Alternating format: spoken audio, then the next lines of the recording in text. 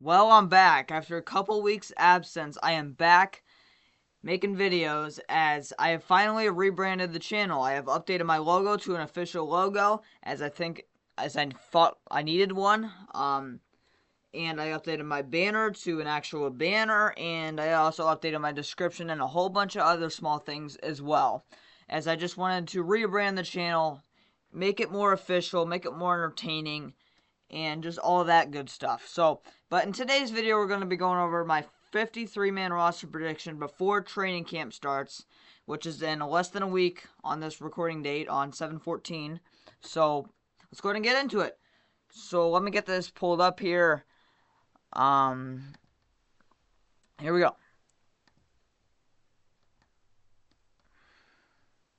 Gonna cut me some slack, guys. All right, here we go. So, starting off at quarterback, we have the obvious. We have Jared Goff and Hendon Hooker. Now, some people would say Nate Sudfeld is going to make the team. I think the guy is terrible. I'm going to be real with you guys. I think the guy is absolutely terrible. I don't think he has a lot of potential whatsoever. And I don't know. I just don't think he's that good by any means.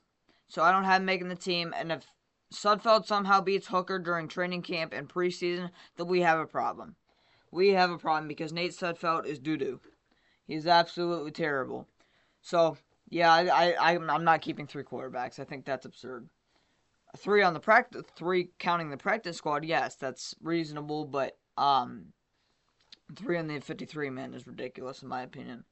By the way, this is with a practice squad, so at the end of the video, I will be going over my 16-man practice squad. Obviously, you usually pick up some other players from different teams to add to your practice squad, but I always like to do the practice squad. So, quarterback, we got Hooker and Goff.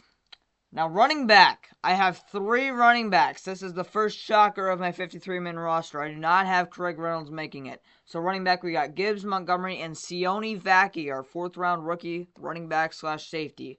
Looks like we're going to be using him full-time as a running back, by the way. And Craig Reynolds, Zonovan Knight, Jamar Jefferson, and Jake Funk are gone.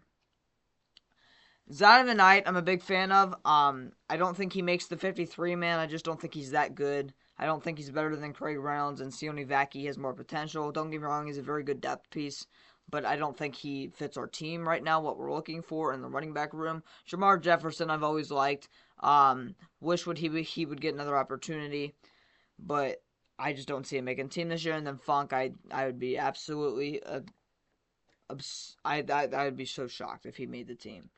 But Craig Reynolds, that's the shocker. That's probably arguably the most shocker cut of this video, or wave of this video. I think the Lions are going to keep Craig Reynolds, but I'm not keeping Craig Reynolds. I don't like keeping four running backs, especially how we used our running backs last year.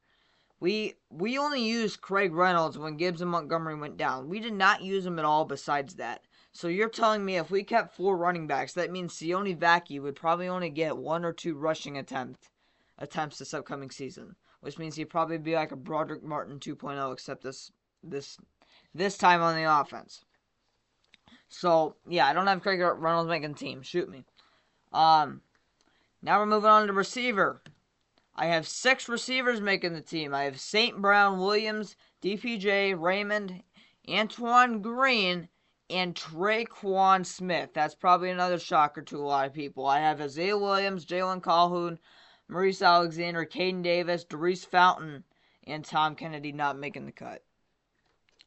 Now, the first 4 are obvious. St. Brown, Williams, DPJ, and Raymond are obvious. They are clear cuts to make the team. There's no way any of them get cut. Now, the 5th and 6th string receiver is still a question. I think Antoine Green makes the team because it's a Brad Holmes draft pick. There's only been one draft pick under Brad Holmes not to be on the current team or who has been on a different team, and that's Chase Lucas, who signed with the 49ers this offseason. But I think Antoine Green makes the team. He has a lot of the potential. He's a bigger body receiver. Not really a deep threat, but he is a bigger body receiver. And I think he has a lot of potential, so I have him making the team. And then 6th string receiver, I was arguing if I should keep 6 receivers or not. I decided to keep 6 just because we don't have great depth. And I decided to go with a veteran Traquan Smith who has had experience and has had production in this league prior. So, I have Traquan Smith making the team because he's been good or reliable. He didn't play a game last year. He didn't play a game. He was on the Denver practice squad last year. Did not play a game. However, he has a lot of potential. You know what you're going to get with Traquan Smith. He's going to get you 200, 300, sometimes 400 yards for you.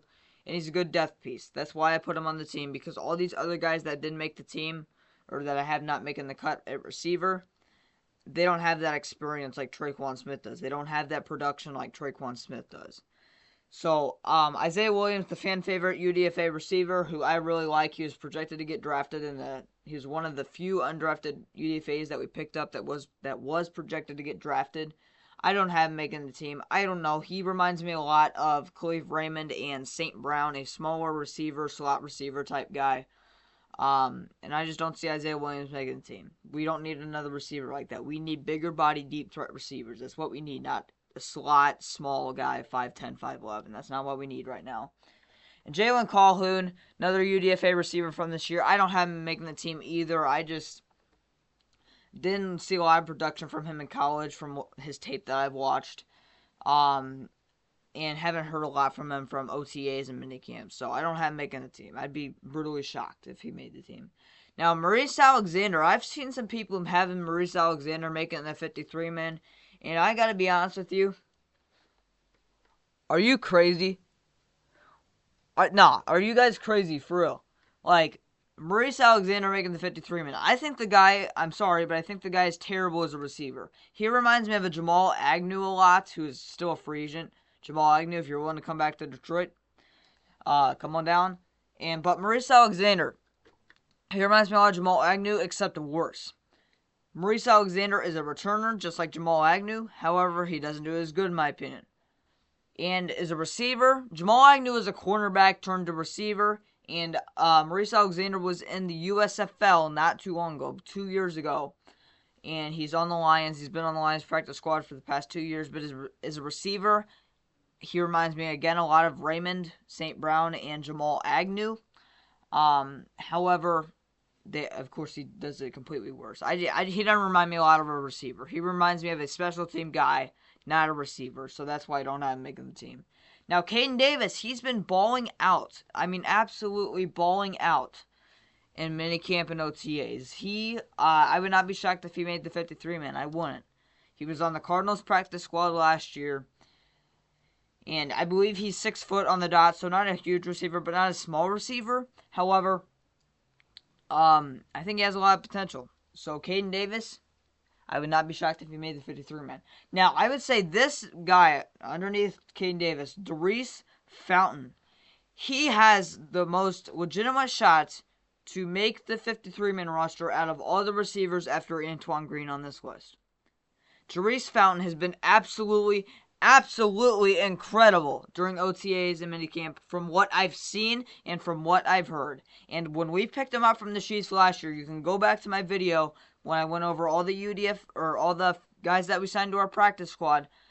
I was happy about this one because he did really good in the Chiefs preseason last year. He came from the Chiefs, Super Bowl winning team. He's got experience with Patrick Mahomes. And the fact that he's been balling out in OTAs and minicamp, I love. Again, I have Traquan Smith making it over him because we know what Traquan Smith can do. We know what production he's done this week. Darius Fountain, I believe, has 2 receptions in his career in the regular season. Traquan Smith has over 1,000 receiving yards in the regular season.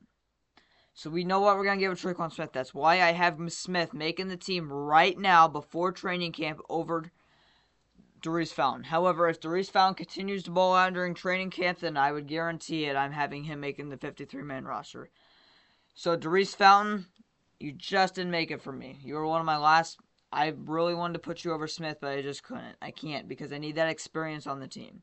And finally, Tom Kennedy. I think he finally doesn't make the cut this year. He's coming off of a season-ending injury from last year when I believe Khalil Dorsey was the person who made him go out with a season-ending. It wasn't a season-ending injury, but it was this big injury. He was out for around 10 weeks or so. And Tom Kennedy, he's again one of those small receivers like a Raymond St. Brown type that we just don't need. We don't need that type of receiver on the team. So, moving on to tight end. We have Sam Laporta, Brock Wright, and James Mitchell. Shane Zylstra, Parker Heath, and Sean McKeon do not make the cut. Sam Laporta, obvious. Brock Wright, obvious. We gave the Brock Wright extension a 3-year, $12 million extension with $4 million guaranteed, I want to say. But the third string tight end is where it comes down to. James Mitchell and Shane Zylstra are the favorites to be the third string tight end. Some people have seen us keeping 4 tight ends. Again, are you guys crazy? There's no way we're keeping 4 tight ends. We barely used James Mitchell last year in the receiving game or blocking period. Like, we didn't start using him until Brock Wright went down around in week 10. That was like when we started using James Mitchell a little bit. But before that, he was either a healthy scratch or he was just not on the field that much and he was on special teams. That's what James Mitchell was. However, I have James Mitchell making it over Shane Zylstra because Shane Zylstra did have a season-ending injury last year. He did not play at all. He was on the IR list for the whole entire season.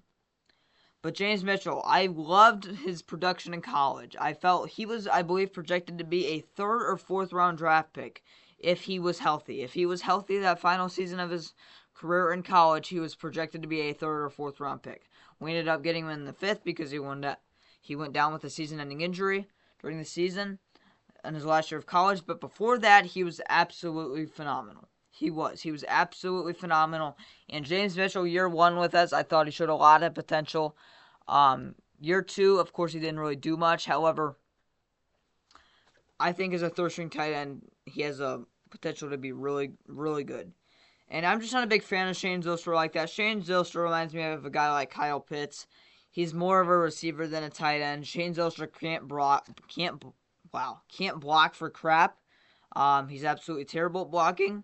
However, he's a very good receiving tight end, but we need a blocking tight end. That's what we need. Sam Laporta is about 50-50. Brock Wright's Brock Wright's more of a blocking tight end. James Mitchell's about 50-50. But Shane Zylstra, I like blocking tight ends, especially with how good our running backs are and offensive line is. So just continue to make the running backs do more. And to protect Goff, of course, as well. So that's why I have Mitchell making it over Zylstra. Never been a big fan of Zylstra. I think he's okay. But keeping 4 tight ends or him making it over Mitchell, I don't agree with at all. Parker Heath coming from the Falcons and Sean McKeon coming from the Cowboys.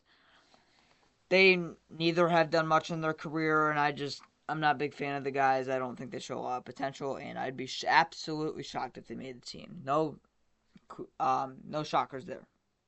Moving on to offensive line. You can't see it up top, but I have 10 offensive linemen making the 53-man roster. Now, I know what you guys are going to say.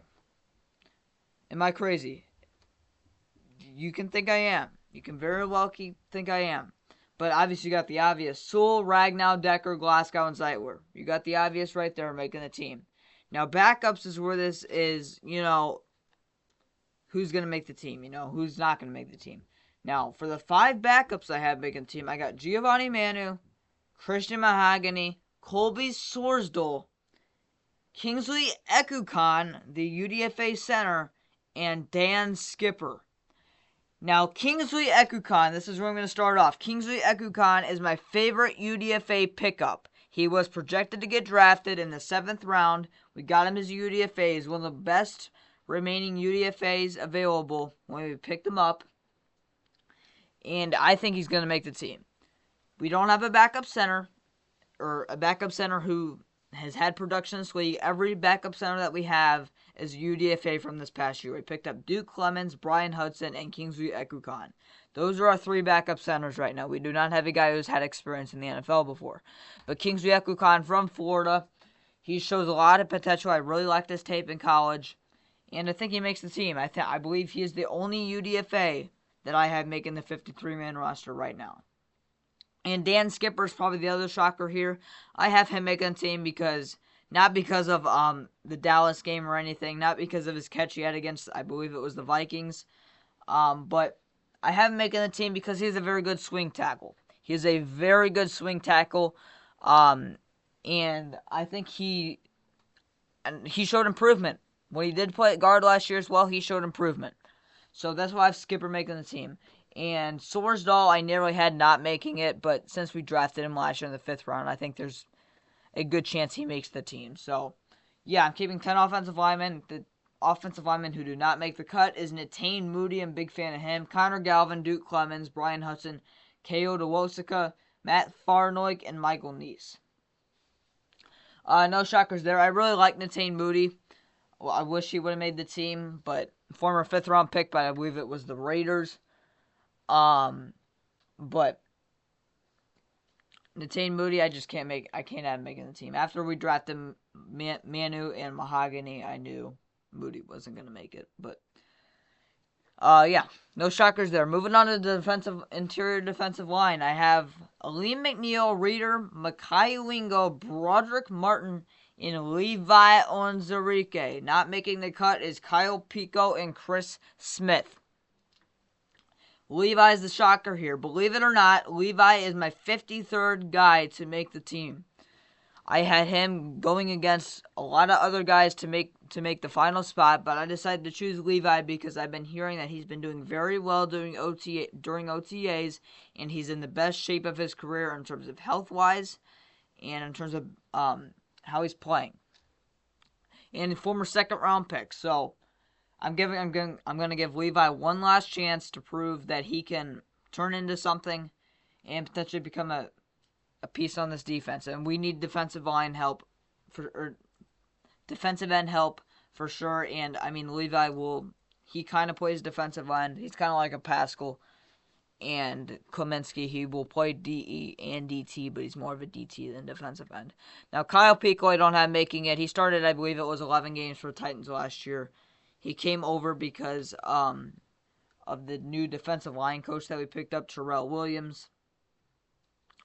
But yeah, I don't think Kyle Pico makes it. I don't think he's that great. But yeah, and Chris Smith, I think you guys can go back on my previous videos for when we picked him up on the practice squad, when we dropped him from the practice squad, when we picked him up to the practice squad, and all of that good stuff. I never said good things about it, Chris Smith.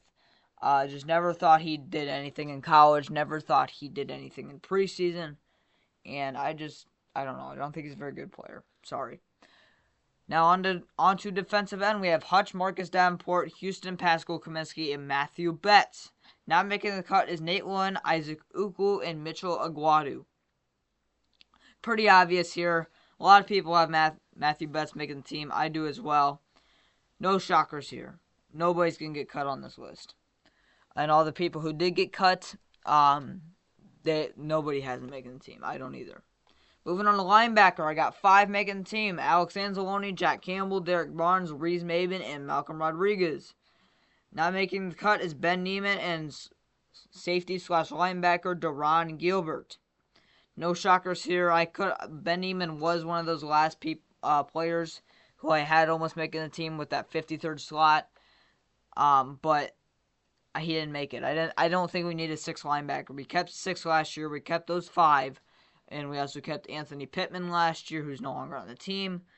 But Pittman was only used for special teams. I don't think he played any snaps on defense last year. So that's why I don't have Neiman or Gilbert making the team. Moving on to cornerback. We have 6 making the team. Carlton Davis, Terrion Arnold, Ennis Rakestraw, Amik Robertson, Emmanuel Mosley, and Kendall Vildor. As you can tell off of the thumbnail, Emmanuel Mosley was the big one on this list, who a lot of people are thinking he won't make it or he will. Everybody's split on that because of his injury history and because how good our depth is right now at corner. But I think Mosley makes the team because when he is healthy, when he plays, he's a very good cornerback. He's a starter caliber corner when he's healthy. Now, Kendall Vildor, I'm going to get a lot of hate for this, making him the 6th-string corner.